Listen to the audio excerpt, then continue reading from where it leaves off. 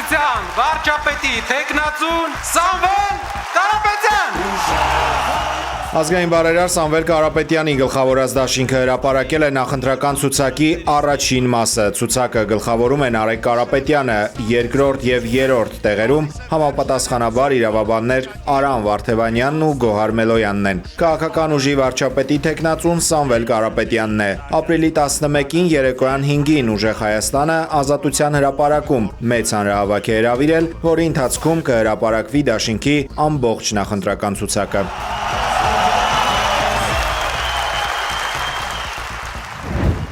Ինչ վերաբերվում է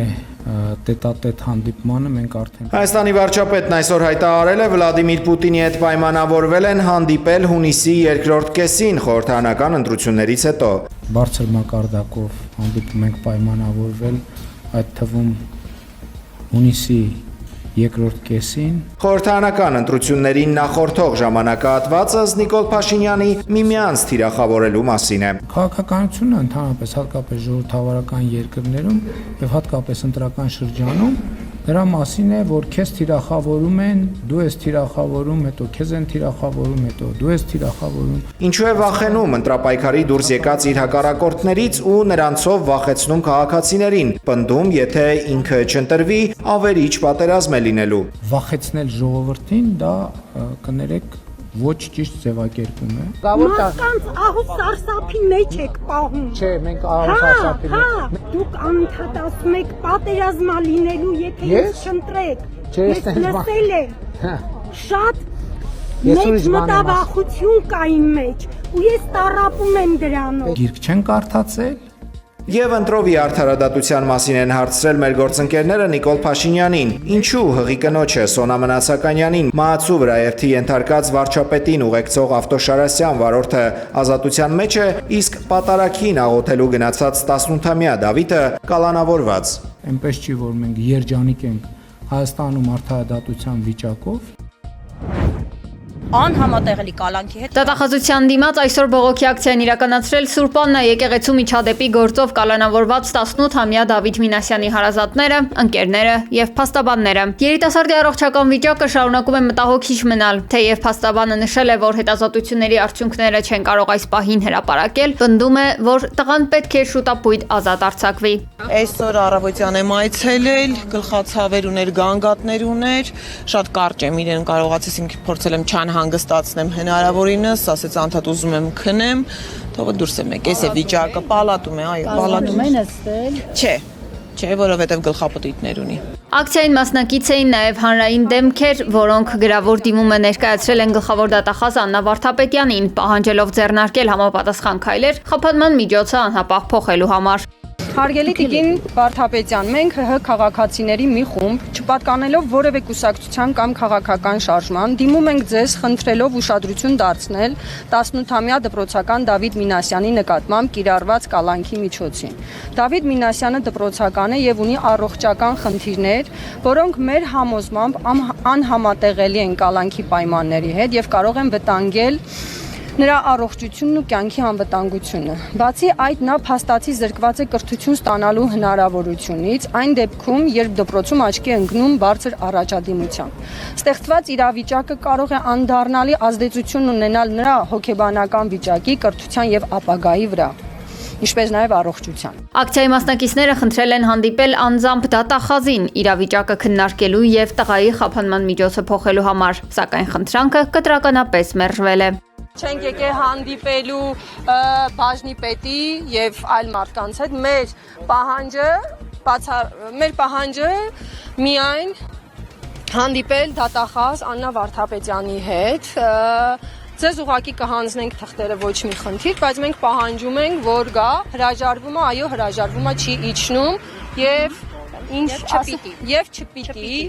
Դավիթ Մինասյանը 3 օր գտնվել է վերակենդանացման բաժանմունքում, որից հետո տեղափոխվել է հիվանդասենյակ։ 18-ամյա երիտասարդը մեղադրվում է խուլիգանություն իրականացնելու եւ վարչապետին հարվածել փորձելու համար։ Որքան էլ փաստաբանները բազմիցս ներկայացրել են, որ նրա առողջական վիճակը չի ներում կալանավայրում մնալու համար, այնուամենայնիվ խափանման միջոցը փոխելու որոշում դեռևս չի կայացվել։ Սուրբ Աննա եկեղեցում Ծաղկազարդի պատարագի ժամանակ տեղի ունեցած միջադեպից մինչ օրս նա կալանավորված է։ Առողջական վիճակով պայմանավորված այս պահին բժիշկների հսկողությամբ հաջողության տակ է։ Հայաստանի արտգործնախարար Արարատ Միրզոյանը առանձնազրույց է ունեցել Ղազախստանի արտգործնախարար Երմեք Կուշերբաևի հետ, որը պաշտոնական այցով մեր երկիր է ժամանել 3։ Արտաքին գործերի նախարարությունը 3 լուսանկար է հրապարակել առանց մանրամասներ հայտնելու, սակայն Նիկոլ Փաշինյանը այսօր ճեպազրույցի ժամանակ չի բացառել, որ բանակցությունների մաս կարող են լինել հայկական երկաթուղու կառավարմանը վերաբերող հարցեր։ Երկաթուղու հետ կապված հարցը ընդհանրական պարզա հրապարակային քննարկող հարց է։ Հնարավոր է նաև այդ հարցին անդրադարձ լինի, բայց Ռուսաստանի թիկունքում որևէ քննարկում տեղի չի ունենում։ Ռուսաստանի մի քանի շրջաններ եւ Ազովի ծովի տարածքը ենթարկվել են ուկրաինական անօդաչու թռչող սարքերի զանգվածային հարձակման։ Հակաօդային պաշտպանության համակարգերը հաջողությամբ ոչնչացրել են 69 ԱԹՍ։ Հարձակման հետևանքով Կրասնոդարում տղամարդ է զոհվել։ Նա այդ պահին գտնվել է բազմահարկ շենքի պատշգամբում։ Անօդաչուների բեկորներ են հայտնաբերվել նաև դաշտերում եւ արտադրական ձեռնարկություններից մեկի տարածքում։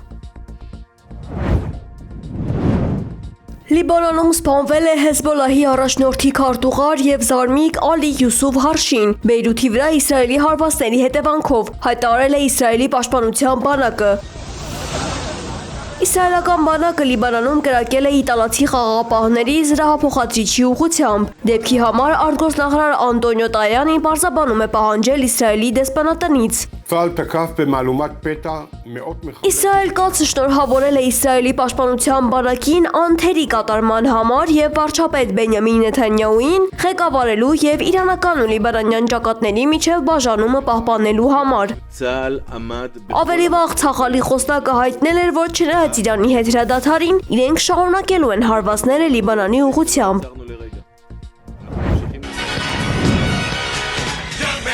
Նոր հարցումների համաձայն ամերիկացիների մեծամասնությունը ցանկանում է, որ կոնգրեսը սկսի նախագահի պաշտոնանկության գործընթացը։ Ժողովրդի դժգոհության հիմնական պատճառը Իրանի դեմ սկսված ագրեսիվ պատերազմն ու Թրամփի վիճահարույց քաղաքականությունն են։ ՄԱԿ-ի գլխավոր քարտուղար Անտոնիո Գուտերեշը խստորեն դատապարտել է ապրիլի 8-ին Լիբանանում իսրայելական զանգվածային ռմբակոծությունները։ Գուտերեշը շեշտել է, որ Լիբանանում շարունակվող այս գործողությունները լուրջ վտանգ են Իրանի եւ ԱՄՆ-ի միջև հայտարարված հրադադարի համար եւ կարող են ձախողել տարածաշրջանում խաղաղություն հաստատելու բոլոր ջանքերը։ Զուգահեռաբար ռազմական գործողությունները շարունակվում են նաեւ ծովում։ Հեզբոլահը հայտարարել է Լիբանանի ափերի մոտ իսրայելական ռազմանավին հարվածելու մասին, ինչն էլ ավելի է սրել առանց այն էլ պայթյունավտանգ իրավիճակը։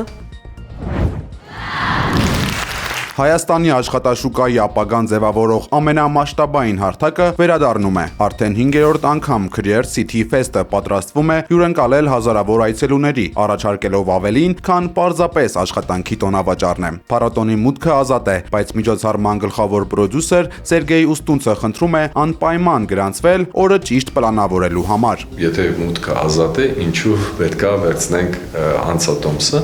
դա նրա մասին է, որովհետև գրանցվելուց մարդիկ որոշ տվյալներ են լրացնում, փոխանցում մեզ եւ այդ տվյալները մեզ թույլ են տալի հասկանալ այն աուդիտորիան, որը մենք կտեսնենք փառատոնում, պատրաստվել դրան, պատրաստվել այդ մարդկանց դիմավորել, որովհետեւ տարիքային խմբերը բազմազան են, գուցե չունեն փորձ աշխատանքային եւ իրենք գալիս են հասկանան ինչ է տիրում աշխատաշուկայում, ինչպես կարելի է գտնել իրենց արարչի գործատուին։ Այս տարվա խորագիրն է 5 սերունդ 1 ռիթմ, իսկ քաղաքի քաղաքապետի սիմվոլիկ պաշտոնը այս տարի ստանձնել է աշխարհի ու Եվրոպայի չեմպիոն Նազիկ Ավդալյանը։ Քաղաքապետի պաշտոնը մի փոքր սիմվոլիկ է իհարկե, բնականաբար ինքը չի ստանում աշխատավարձ, չի ընտրվում կամ չեն ընտրում իրան եւ այլն, բայց նաեւ քաղաքապետի կերպար պետք է խորհրդանշի լավ ուժեղ կարիերա։ Նազիկ Ավդալյանի, որը այս տարվա քաղաքապետն է, փառատոնի եւ Նազիկը ոչ միայն շատ հզոր մարզիկ եւ շատ սիրված դեմք մեր հանրության կողմից, նաեւ երբ որ դու վերլուծում ես իր ամբողջ կարիերան, դու տեսնում ես, որ այդ մարդը դրսևորել է մեծ կամքի ուժ, պատրաստականություն, սիստեմա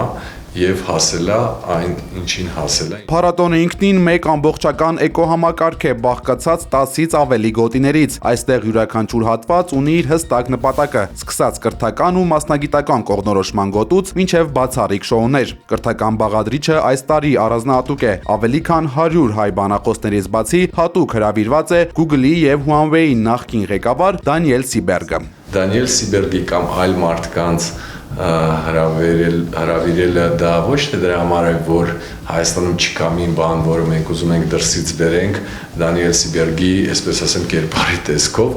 այլ դա մեր շնորհակալությունն է բոլոր այն մարդկանց, ովքեր օգնում են այս փառատոնը կայանա։ Դա ընկերություններն են, ընկերությունների ղեկավարներն են, ովքեր աջակցում են փառատոնին եւ մեր խոսնակներն են։